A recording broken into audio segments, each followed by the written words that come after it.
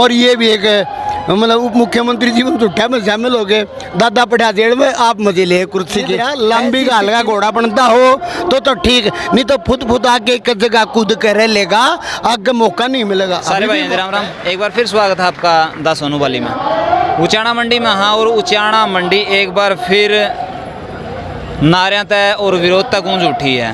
तो जो पूरा हरियाणा के सफाई कर्मचारी हैं वो इकट्ठे हुए हैं और एक आंदोलन का रूप में अपना प्रदर्शन कर रहे हैं। तो कामरेड सतबीर जी हमारे साथ हैं, तो उनसे जानने की कोशिश करेंगे कि क्या कुछ रणनीति के तहत कार्रवाई करें। राम राम जी। हाँ नमस्कार। आज उचाना में इकट्ठे हुए हो, तो क्या कुछ रणनीति के तहत काम कर रहे हो? ये पूरे हरियाणा में ग्रामीण सफाई कर्मचारी हैं जो गांव में सफाई का, साफ रखने का, तमाम नालियों का सफाई का टोटल काम करते हैं। और ये बड़ी तादाद में है पूरे राज्य भर में।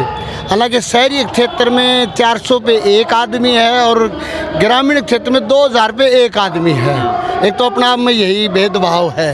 मतलब इतना बड़ा गांव का एरिया एक आदमी का बांटा है तो काम का बोझ ही अपना में बहुत बड़ा है। फिर सरकार इनको कोरोना योद्धा मानते हुए सफाई कर्मचारियों को एक तरफ तो फूल गिरवाती है, सराहना करती है, सारी चीज़ करती है, दूसरी तरफ इनसे सरकार बात करने को तैयार नहीं है। माननीय उप मुख्यमंत्री जी दुष्यंत जी जो हरियाणा के श्रम मंत्री भी हैं और पंचायत मिनिस्टर भी हैं, ये ग्रामीण सफाई कर्मचारियों का जो विभाग है, पंचायत विभाग, ये उनके अंडर में आता है। कई बार चिट्ठियाँ लिख ली, नोटिस भेज लिए, बातचीत कर ली, लेकिन आज तक उन्होंने कोई समय यूनियन के साथ बातचीत का नहीं दिया। गांव में काले बल्ले लगाते हुए भी काम किया, ब्लॉक सत्र पे भी किया, जिला सत्र पे भी किया, और अंततः मजबूर होकर आज पूरे राज्य भर से इस बारिश के मौसम में दूर दराज से मोटरसाइकिलों पे, गाड़ियों में, ट्रकों में, कैंटर से, कहाँ पलवल होटल है, कहाँ जो है ना महेंद्रगढ़ नारनौल है, कहाँ डबवाड़ी एलनाबाद है, कहाँ पंचकुला मोरनी हिल्स है, चारों तरफ से सफाई कर्मचारी रात से ही चलना शुरू है जो यहाँ पहुँचे हैं अपनी मांगों को लेके। मांग क्या है? एक तरफ तो पीटीआई टीचर्स को हटा दे के सुप्रीम कोर्ट का फैसला, दूसरी तरफ सुप्रीम कोर्ट का भी फैसला समान काम समान वेतन का। आज ग्रामीण सफाई कर्मचारी को सिर्फ 12,500 रुपये दिए जा रहे हैं, जबकि शहर में वही सफाई का काम करने वाला जो कर्मचारी है उसको 15,000 मिलते हैं। हमारा ये कहना है, सरकार का खुद मानना हुआ है कि वह 18,000 तो न्यूनतम वेतन बनता ही है, उसके बराबर दो। स्थायी काम है तो स्थायी रोजगार करो, उसको पक्का करो। और जो इस कोरोना के अंदर जो सुरक्षा के जो इंतजामात हैं वो कोई नहीं है, कोई इनके लिए रिस्क भत्ता नहीं है, कोई वर्दी के पैसे समय पर नहीं दिए जाते हैं। और एक भयंकर सोचना, हमारी लड़ाई के दम पे हम पीएफ लागू करवा पाने में उसमें तो सफल हुए हैं, सरकार ने चिट्ठी काट दी, लेकिन अभी भी पूरी पालना उसकी नहीं हुई, ईएसआई की भी पालना पूरी नहीं हुई। हमारा एक कहना उनको लागू करो। हम ये चाह रहे हैं कि जब एक सरकार है, लोकतांत्रिक तरीका यही है कि सरकार लोगों को बुलाए, बात करे, परंतु बड़ा दुखद बात है कि टाइमली नोटिस देने के बावजूद भी माननीय उप मुख्यमंत्री जी यहाँ नहीं है। जबकि जो सरकार ये गठबंधन की बनी है, एक्चुअल में ये तो बीजेपी के खिलाफ तो वोट मांग का आए थे। दुखद बात है कि सबसे पहले उसके जाके समर्थन कर बैठे, कोई मिनिमम वुमन प्रोग्राम का बात तो की लेकिन वो लागू नहीं हुआ। तो ऐसी स्थिति में मजदूरों के पास सिवाय एकता और संघर्ष के क्या रास्ता है? इसलिए मजबूरन आज आए हैं और हम ये चाहते हैं कि यहाँ के प्रशासन से हमारा यही कहना है कि वो बातचीत करवाए, समय दिलवाए, बातचीत से हल हो। नहीं होगा तो ये लड़ाई यहीं नहीं रुकेगी। यहाँ तो आज बताने आए हैं उचाना की जनता को कि जो झूठों की सरकार है बीजेपी की, केंद्र में प्रधानमंत्री झूठ बोल रहे, आड़े ये झूठ बोल रहे, और ये भी एक मतलब उप मुख्यमंत्री जीवन झूठा में शामिल हो गए। दादा पढ़ा जेल में आप मजे ले कुर्सी के। ऐसी स्थिति में हमारा एक कहना, भाई कुछ नहीं दे रहा, लंबी गाल का घोड़ा बनता हो तो ठीक, नहीं तो फुद आके एक जगह कूद कर रह लेगा, आगे मौका नहीं मिलेगा। अभी भी वक्त है, लोगों की सुनो, लोगों की बात करो, उनको बुला के समाधान करो। हम ये कहने आए, अगर वो समाधान नहीं होगा तो पूरे राज्य भर में यह आंदोलन और तीखा होगा और तेज होगा। और आज के आंदोलन के मार्फत हम पूरे प्रदेश की जो आशा वर्कर्स स्ट्रगल में हैं, संघर्ष में हैं, हम मुख्यमंत्री से कहना चाहते हैं वो हस्तक्षेप करके उनका मसला भी हल करें और इनकी भी बातचीत से, और जो पीटीआई टीचर निकाले हुए उनको भी काम पर लो, वरना तो आने वाले समय में ये तमाम संघर्ष, छोटे छोटे नाले, रजबहाए, दरिया मिलके एक बड़ा समुद्र एक बड़ा सैलाब बनेगा जो इस सरकार को उखाड़ के ले जाएगा। हम ये कहना चाहते हैं। तो अगर इस मांग को यहाँ पर ना माना गया, क्योंकि जो ये तो एक ट्रेलर था, फिल्म तो सारी ये पड़ी है कह रहे हैं, तो इसके बाद में अगला कदम क्या रहेगा, जिसमें थोड़ा सा चेतावनी का रूप में सरकार तक ये कहना चाहोगे? ऐसा हमारा ये कहना है, अभी तो हम सोच रहे हैं कि सीधी आंगली तक घी लकड़ा हुए, बात सुलट जा, बात सुलझन नहीं सुलटेगी तो हमने टेढ़ी उंगली करनी आती है और संघर्ष बड़े सत्र पे होगा। उसका ऐलान भी आज ये इनकी यूनियन करेगी, ग्रामीण सफाई कर्मचारी यूनियन हरियाणा संबंधित CITU, और हमने करनाल में ही पड़ाव डाला था। पहले भी बहुत बड़ी हड़ताल चली थी, मोर्चे लगे थे। आने वाले समय में कोई भी बड़ा रूप ले सकता है ये।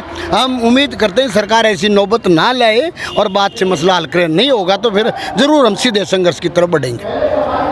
तो सतबीर जी ने कहा है कि भाई अगर आंगली सीधी तक काम नहीं चलिया तो टेढ़ी करनी पड़ सका है।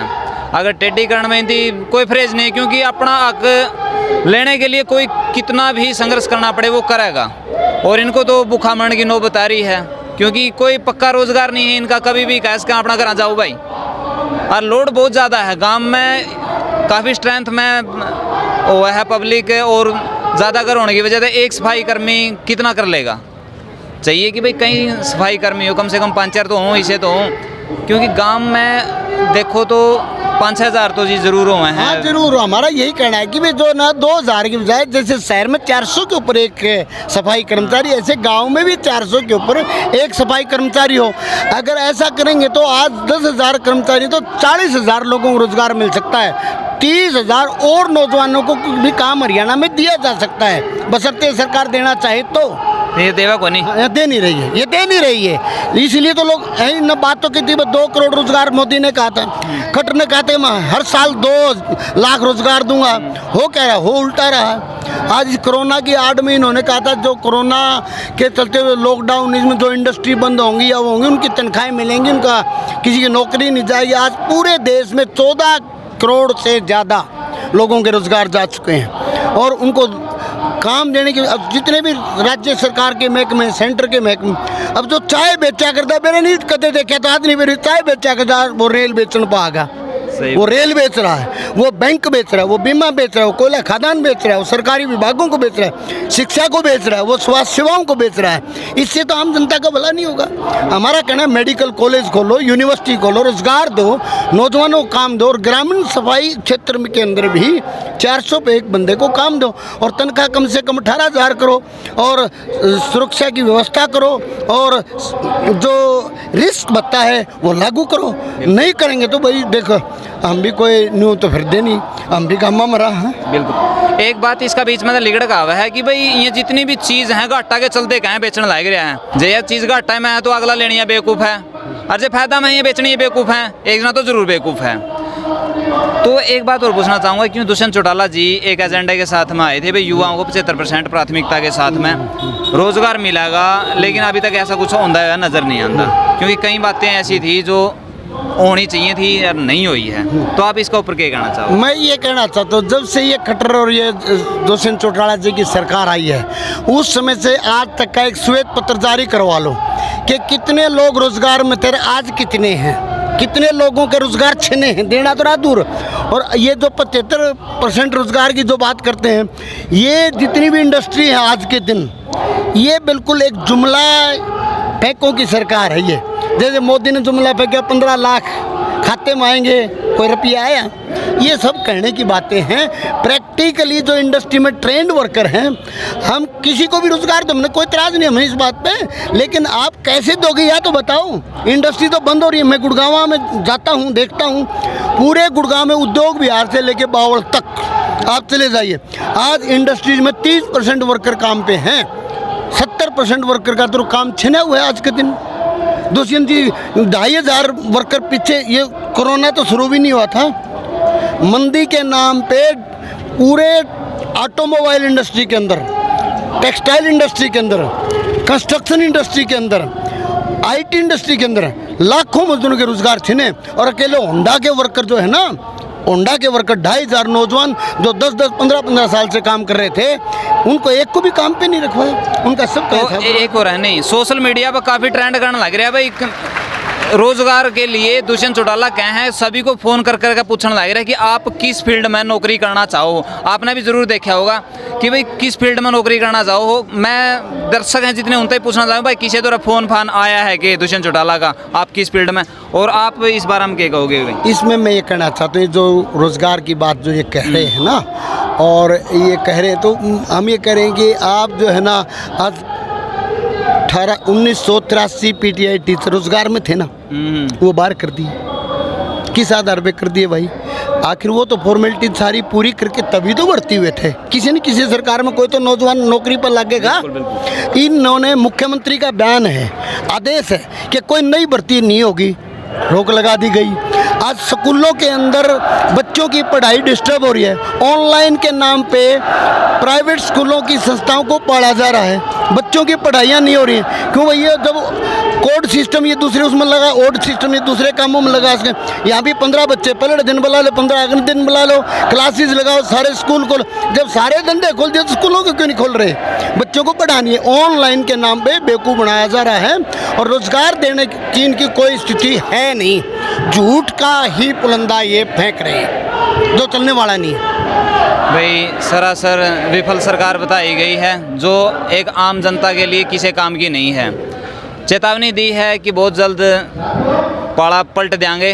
राम ने जड़ दिखाने की भी बात बहुत कही थी कि भाई बालक मुट्ठी में वो बोचे रह गए, अगर बोचे रही थी नहीं जड़ दिखा देंगे। तो इस तरह का कुछ कह रहे थे। तो आप इस बारे में क्या कहना चाहो नीचे कमेंट बॉक्स में लिखियो। मिला है नेक्स्ट बहुत बढ़िया वीडियो में, तब तक के लिए सारे भाई है ना, जय हिंद, वंदे मातरम।